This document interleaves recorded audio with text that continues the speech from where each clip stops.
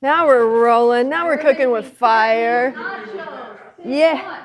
Let me just have a little sip of coffee. I just want to say right now that I may or may not have had too much coffee, so we'll see what happens. My name's Courtney McBroom, but you may recognize me as the champion of Recipe Club Cocktail Party with my Texas-style nachos, which is why I am here. Right now, we're going to make them, and they're going to be good, except for the beans, but we'll get into that later. So I'm going to start with the queso. This is the most important ingredient in queso. This is a double size. We're going to do a double batch because you really can't have too much queso. So you get the Velveeta cheese, and let me reference my notes.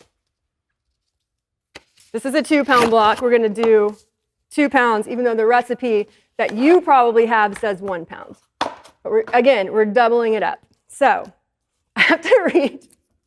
I don't remember any of my recipes, so I have to write them all down, which makes it easy when I do stuff like this because I can see them. Okay, melt all the ingredients together over low heat. Okay. So first of all, let me just open this up. Gloves. These are large gloves, so they might be a little big. But I like to break this up with my hands because it feels cool. So if you want to use a knife, you don't have to put gloves on. Actually, wow, the large fits nicely. Hold on, actually. Let me do this. This is a 2-pound block. Yours will be half this size. And I'm just going to do this into the pot. Because you want to break it up. You don't have to break it up, but I recommend breaking it up for quickness and ease. See, and this is what would happen to your hands if you didn't wear gloves. So, flop, flop, flop, flop. I will just create sound effects for everything because it's so quiet. That's in the pot. Now I'm going to add buttermilk and heavy cream. And actually, I have to tell you right now, the recipe that y'all have is different than the recipe that I made for Recipe Club. So the recipe I did for Recipe Club was a little bit different because it's for my next cookbook that's coming out this fall. So I can't do that exact recipe, but I can give you little secret hints to it. But you will need to buy the book in order to get the actual recipe. So this is like my old school queso recipe with butter. It's very similar, very similar. There's a little less buttermilk, and there's chicken bouillon in it, and a couple other secret ingredients. But what I'm going to do today is the less buttermilk part. So the recipe you're going to be cooking off of has half a cup of buttermilk. This is a double recipe, so I'm going to do 1 cup, but actually I'm going to do less, and I'm going to do 3/4 of a cup. And that's just math. So, and you know what else? I'm going to start with the heavy cream first because buttermilk will separate if there's not enough fat and emulsifiers, which is what heavy cream is. Heavy cream is 1 cup. And you could totally eyeball it if you want, but that's not how I roll at all. Okay, so there's the heavy cream. I'm going to turn the heat on low. There you go. And then I'm going to do 3/4 of a cup of buttermilk, which we already talked about why. Maybe 2/3 of a cup. Boop.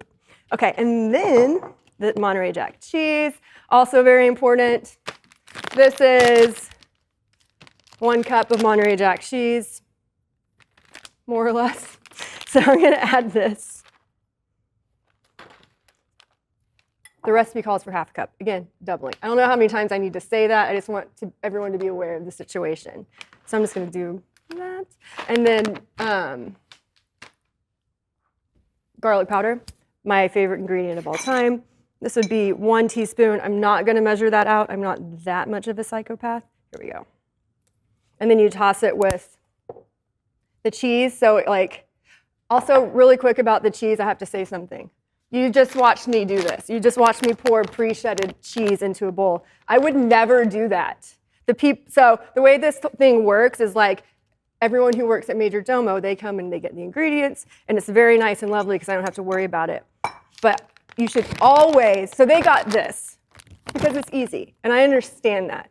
But the cheese is coated in this weird like coagulation, and it doesn't melt as well. So what you should do is get a block of cheese and grate it yourself, because the stuff it's coated in, it's not coated in coagulation. That makes no sense. Whatever the hell it's coated in, it keeps it from sticking together, but then when you melt it, it doesn't melt as well. So that's what's happening. I'm so tired. I have no idea if I'm making any sense. Okay, so to the pot goes the cheese. To the pot goes the cheese. And now this is just going to go on low for a long time. And this is going to melt, melt, melt away. And then so the deal with queso too, which is why you don't really have to measure it that much. If you err on the side of not enough liquid, you can always add more to thin it out. Or if you accidentally add too much, you can just keep cooking it until some of the liquid evaporates. And that's all I have to say about queso for right now. So this is just going to do its thing. And I'm going to fry some chips real quick, if the temperature is correct. This has been heating for a minute. Just going to turn it up a little bit. It's at 268. 73 degrees. Okay. Wasn't that cool? Okay. Tortillas. I'm going to cut the tortillas. We're only making whatever 4 times 4 is. 12 nachos. Oh my God, Jesus Christ. Yep, 12 nachos. 4 6-inch tortillas that we're going to quarter. But I'm going to make a few extras so we can have chips, because there's going to be leftover queso. So you're going to need more chips. And I would argue that, yes, you can buy store-bought nachos, store-bought tortilla chips if you want, but this is so much better. As long as you don't care about having to clean up a huge pot of hot oil, it's totally worth it. What I do is I keep my oil containers in, oh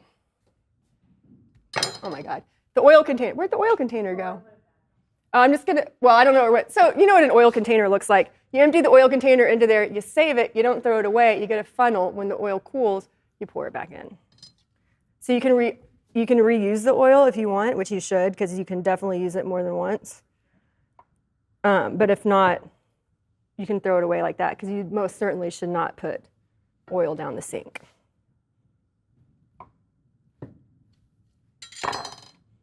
Quartered.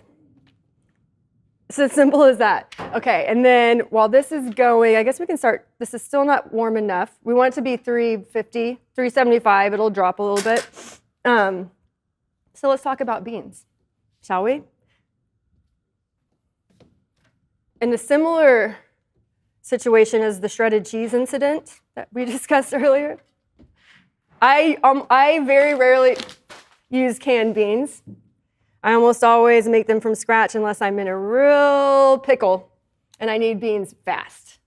So the beans were sourced for me. These are dried beans. I'm sure everyone's aware of them. But they need to be soaked overnight in order to actually use them correctly.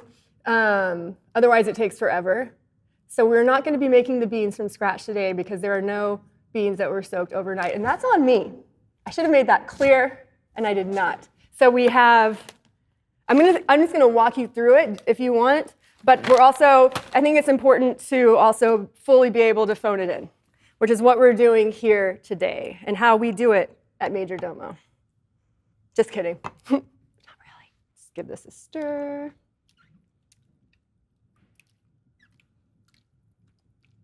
See how it's melting slowly, which is what you want, otherwise the bottom will burn. Okay, so if we're doing the fresh beans, these would be soaking overnight. We'd take them out of the fridge, we'd strain them, we put them here.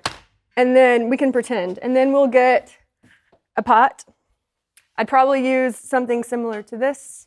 But since we're just talking it through, chop up the bacon, chop up the onion, chop up the jalapeno. Saute the bacon first so you get all the bacon fat.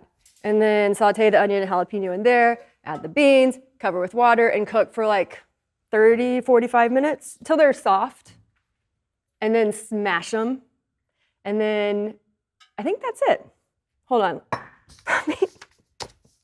Let me refer to my notes. Oh yeah, lard. If you want to add lard, that's like a classic refried bean situation. So you drain the beans, you set them aside, you add a little bit of lard. You could use more bacon fat, or you could use any type of oil. Get it really hot, pour the beans back in, and smash it up with a vegetable masher. Or you could put them in a blender and just like blitz it for a little bit so they're still a little chunky. And it will result in something similar to this, but much better. No offense against Rosarita, because these are actually really good. But homemade refried beans are the best. So what I'm going to do is add,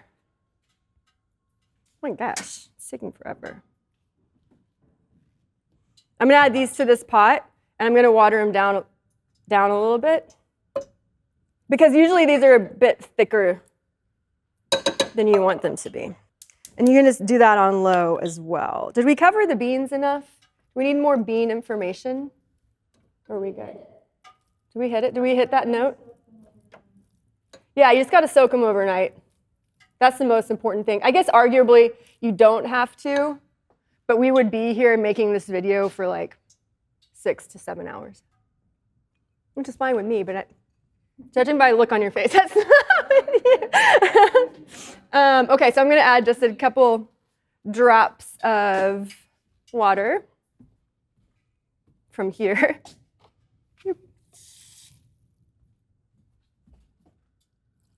Just to thin it out. Okay, great. We got pots going. We're stirring things. Things are great. Keep that going. Maybe a little bit more water. You could also do like veggie stock if you wanted. And again, phoning in the beans is not a bad thing. I'm not trying to give anyone shit about phoning in the beans.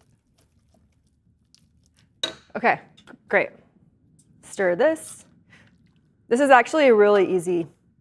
All of this is like so easy. It's almost criminal. And then this, especially if you're working. Okay, we're at 322. We're close. 327. Just a few more minutes. Once we're done with frying the chips, we're gonna chop up some brisket. I have a lot of things to say about brisket. My dream is to eventually learn how to make perfect Texas-style smoked brisket in my retirement. Probably, because I don't have space for a smoker here, because I live in LA and I don't have like $8 million to buy a house yet, forever. So I bought brisket just from Bledsoe's, which is pretty good. I usually go to Moo's, which is so far the best that I've been able to find. But I've heard there's other spots I need to try, which I will do. Anyway, brisket, I'm just going to chop this up. I'm going to put on my handy gloves again so they don't get, and you want the brisket to be kind of chilled so it chops more easily, ideally, but it's not the end of the world if it's not. And we'll heat that up. And then we're just going to assemble the nachos. Again, it's pretty straightforward and easy. So basically the trick with these nachos is you want all the ingredients to be warm when you assemble them, because otherwise you'll have cold nachos on your hand. And while they are great room temperature, you don't want to start off. Oh, there's a trash right there. You don't want to start off cold, ever, if you can help it. So just chop, chop, chop, chop, chop. Chop, chop, chop, chop, chop, chop, chop. Chop, chop, chop, chop, chop, chop, chop. I guess you could possibly put this in a food processor if you wanted, but chopping's fun. And you want it to be pretty fine, because again, it's going on nachos. And I think we all know we just want little bites. 2 bites, at most, for a cocktail party. So if this brisket were hot, it would be much messier and not as fun to chop. But it's great, so you can buy your brisket ahead of time, keep it in the fridge for a day or two. You can actually make all of this ahead of time, keep it in your fridge for a day or two. So all you're doing the day of your cocktail party is reheating it all, and then assembling the nachos, and then being like the hero of the party for serving them. See what I mean? See how this works? Got to think smarter, not harder. Okay, this looks good. There's a few bigger chunks in there, but that's okay. And I would also say there is such a thing as chopped brisket, obviously, but don't get the pre-chopped brisket because usually it has a bunch of like barbecue sauce in it and it's saucy and while delicious, that's not the vibe of our nachos. So you get the brisket slices and chop it yourself, please. Okay, there we go. This we're done with.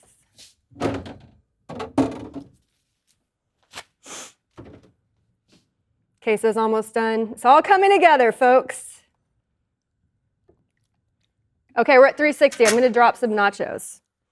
Or I guess tortillas, soon to be nachos. Don't do them all at once unless you have a huge pot of oil. Otherwise, the temperature will drop too much. See, the temperature dropped from 360 to 333. Already.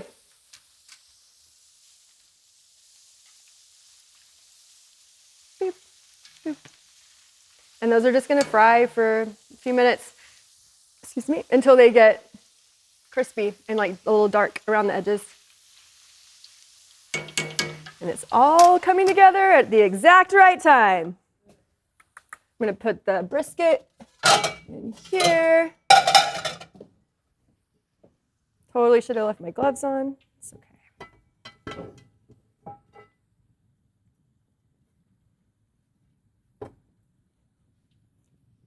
And I totally didn't preheat the pan first because it really doesn't matter. We're just warming it up. Just saying that out loud. The pan doesn't need to be sizzling hot. You can just put it in there and put it on low, which is what I'm about to do. Which burner? Just to heat it up.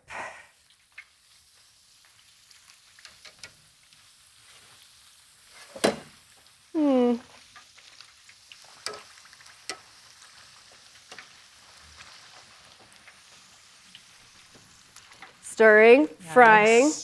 Ambidextrous. Yeah, we're all lefties here. Everyone in the studio and I are lefties. But I can also use my right hand, which I'm guessing y'all can too, right? Yeah. I think that's a lefty thing because we live in a right-handed world and we're forced to do right-handed things even though we don't want to or can't do it as well. But in the end, we're better for it. You took the words out of my mouth. Totally. We live in a right-handed world. Live in a right-handed world, man. Okay. This is getting closer. I'm turning the heat off of the beans. If I don't say it out loud, that means I won't do it. Okay. And then for the tortilla chips, you can just put them on like a sheet pan with a grate over it, or if you don't have one of those, paper towels work. Like paper towels on a sheet pan work too. Just something to drain them so they're not like super greasy. Okay, I'm gonna add more of these. So technically this is enough chips already, we're there, but again, I'm gonna fry more. We're gonna have lots of queso, baby. Okay, and then salt the chips just a little bit. Or a lot. Wipe this up. Always keep a clean kitchen. David Chang taught me that.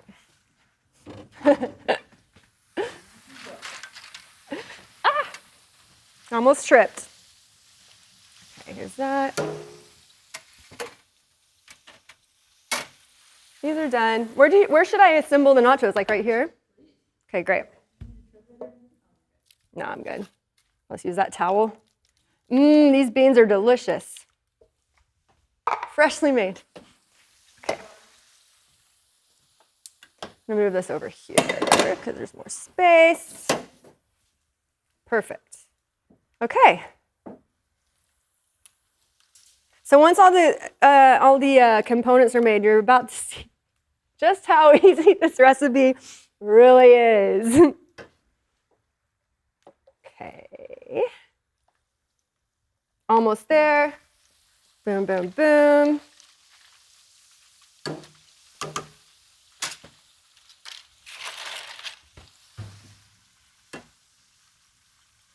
This just needs to heat up a little bit faster. I feel like queso is becoming more and more popular outside of Texas, but you used to not be able to find it. Hence the need for this recipe. When it's on a menu, I always order it just to see. So far, my version, unless I'm like in Texas eating queso, this recipe, if I'm allowed to say it, is the only thing that I've ever had that comes close. Usually I use like Land O'Lakes white, like it's called Easy Melt, and it's Land O'Lakes brand, but that's really hard to find here. I used to like import it from Texas. When I used to have a queso business, right? All I did was make queso with my friend Leslie, called Large Marge, and we made queso and sold it because that's how much I love queso. No longer. Rest in peace, Large Marge. Okay, so this is warm. Great. These are definitely done frying. Should I do another round of chips for y'all, for extras? Okay. No problem. Okay, low. Just do the rest of these, and then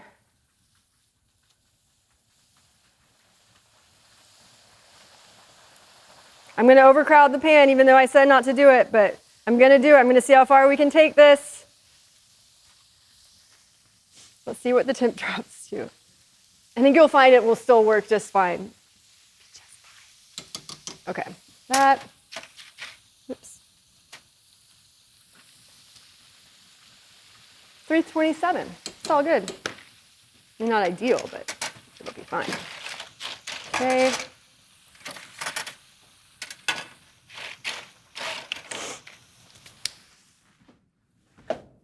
Okay. More salt. And we can start assembling. Just need a plate or a tray. Ooh, let's do these. These are pretty. These feel like cocktail party-ish. Give it a wipe down. See? So if you wanted to at this point, the queso is pretty much done. If you wanted to thin it out with more heavy cream, more buttermilk, even water, you totally could. And keep in mind that like when queso sits out for a while, unless you have it like on a fondue, in like a fondue pot or overheat, it will thicken up as it sits. So that's something to think about. Okay. The time has come to assemble the nachos. I just need spoons, and boom.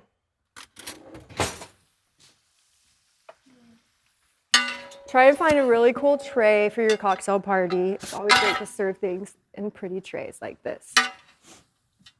And just arrange them on your tray. Y'all are gonna freak out about how easy this is. I know I keep saying that, and I've been cooking for like however long it's been, but it really is. Once you get to this point, you're like, oh, okay. And the trick is like, you know, nachos are great.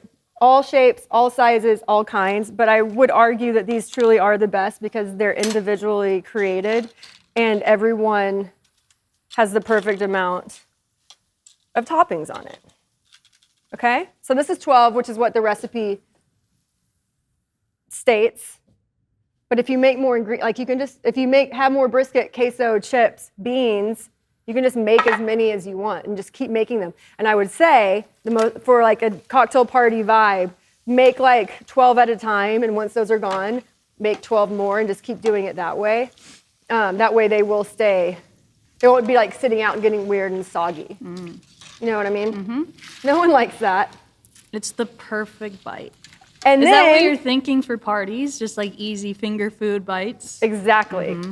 And then also, like, if you get tired of making the nachos, which at some point you're gonna be tired of making them because you're having a party and you don't want to be making them all night, just set out all the ingredients with chips on the side and people can just like use them as dips. So it's a real 1-2 complete situation, banger, crowd pleaser. Everyone loves them. Everyone's gonna love you. You're gonna be the talk of the town. You're gonna get invited to everyone's parties because they're gonna be like, bring the nachos. Beans, brisket, queso, this freshly homemade guacamole, and salsa.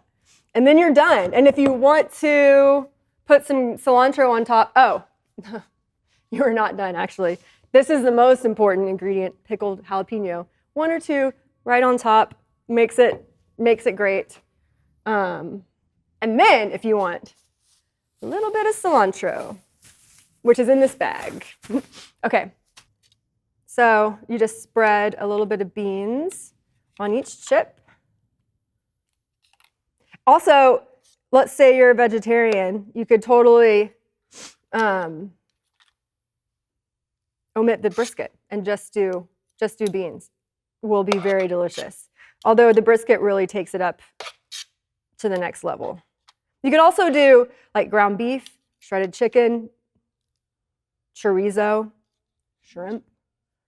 And like you could do whatever you want. Is basically what I'm saying, which is why this is such a great recipe. What other things can you do? Pork, tofu. I don't know if tofu would be that good actually, to be honest. Okay. So I like to pre-bean the nachos and then come in and do a little spread like this. And if you use 2 spoons, it's just cleaner that way and easier. And then you can like take off the excess as needed. Boop. Uh-oh, I made a mess. There we go. 1, 2, 3. I don't know why I'm counting and starting with 1 when there's already. Apologies, not in advance at this point because we're almost done, but after the fact for this video.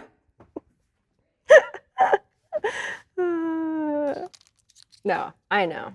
Okay, here we go. Beans, check.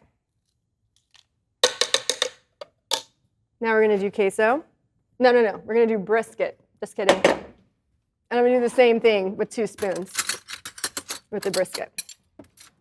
2 spoons are better than 1. You know that old saying. Okay, here we go. And again, you can do as much or as little brisket as your heart desires.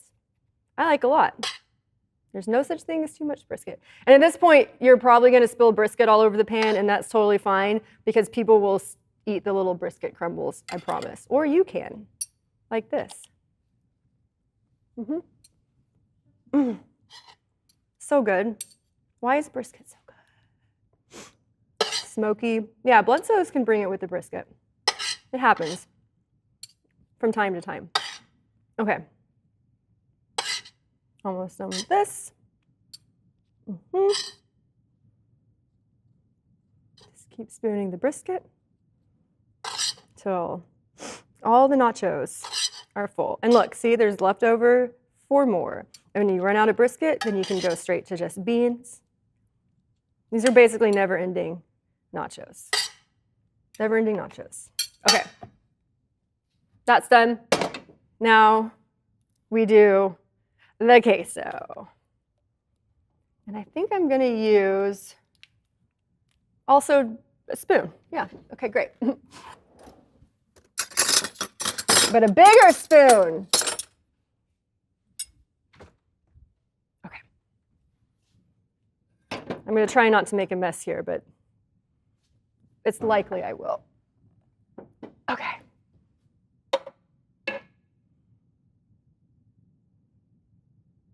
Yes. Just realized this spoon has holes in it, but that's okay. And again, if you're like doing the queso and you're like, this is too thick, water it down. Or if you're like, this is too thin, you can just cook it for a little bit longer and it'll thicken up. Although that's not ideal because that will take some time. And if you make too big of a mess on the tray, when you're assembling them, you can also transfer them to another tray. I, for one, am never mad at like a little bit of a mess, just as long as my hands aren't dirty, which is why I wear the gloves. Okay. So This is where you can really do whatever you want because you could put guacamole freshly made on the nachos. I don't personally like it, so I serve it on the side for those who do. But what I do is sour cream for sure. Again, if you don't like sour cream, you don't have to use it, but I love it. So I'm going to do a little squirt of sour cream. This is convenient. I'm just going to do that. Usually I get the tub, but I think I'm going to do this from here on out. And then you're going to top it. They look like little sour cream turds. Sorry, that was gross. Maybe edit that out. Okay, and boom. And then the most important part, my favorite part. And I like to just do like one pretty whole one like that, but again, if you like it spicy, do more. You could also serve this on the side as well. With very few exceptions, there's ever ordered nachos and they come as like a big pile on a plate. There's always those sad little guys with nothing on them.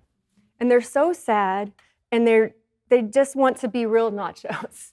And they can't be because there's not enough stuff. So this makes every nacho a real nacho and makes every person who eats a real nacho eater if they were to eat these nachos. Yeah, so this looks really nice. You could totally top it with the salsa.